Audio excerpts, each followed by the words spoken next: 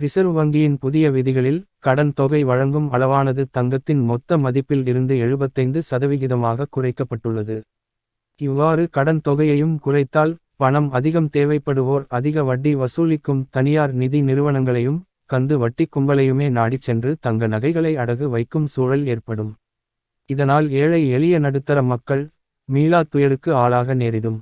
Reserve வங்கியின் புதிய விதிகளில் இத்தகைய நடைமுறை சிக்கல்கள் ஒரு புறம் இருக்க, வங்கிகளால் விற்பனை செய்யப்படும் தங்க நாணயங்களுக்கு மட்டுமே கடன் பெற முடியும் என்பது போன்ற புதிய விதி மக்களை மேலும் இன்னலுக்கு உள்ளாக்கும்.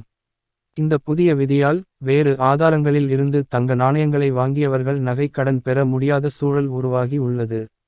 மேலும் ஏற்கனவே நகைக்கடன் பெற்றவர்கள் அதற்கு வட்டித்தொகை மட்டுமே செலுத்தி அதை அப்படியே புதுப்பித்து கொள்ள முடியாது என்றும், அடகு வைத்த நகையை முழுவதுமாக மீட்டு அடுத்த நாள் தான் மீண்டும் அடகு வைத்து கடன் பெற முடியும் என்ற புதிய நிபந்தனையால் மக்கள் இன்னும் கடுமையான பாதிப்பிற்கு உள்ளாவர்.